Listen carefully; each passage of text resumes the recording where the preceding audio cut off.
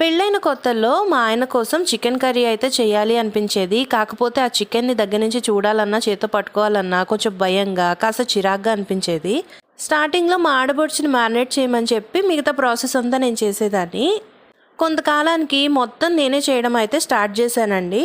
పెళ్ళైన ఈ 8 ఇయర్స్లో చికెన్, మటన్, ప్రాన్స్, ఫిష్ అయితే నేర్చుకున్నాను. అన్ని కర్రీస్ కాస్త ఈజీగానే వచ్చినాయి, కానీ ఈ ఫిష్ కర్రీ అయితే చాలా కష్టమైపోయింది. మా అత్తగారి దగ్గర అన్నీ నేర్చుకొని పర్ఫెక్ట్గా చేసినా ఏదో తేడాగా ఉంది అని అనేవాళ్ళు తినేవాళ్ళందరూ కూడా. కాకపోతే ఇప్పటికీ ఫిష్ కర్రీ కూడా ఒకళ్ళకి ఇద్దరికి అయితే చేయడం కొంచెం పర్ఫెక్ట్గానే వచ్చిందని చెప్పాలి. ఎంతైనా మనకి ఇష్టమైన వాళ్ళ కోసం ఎంత కష్టమైనా హ్యాపీగా భరిస్తాం కదండి. ఇది నాన్ వెజ్ కర్రీ స్టోరీ అనమాట.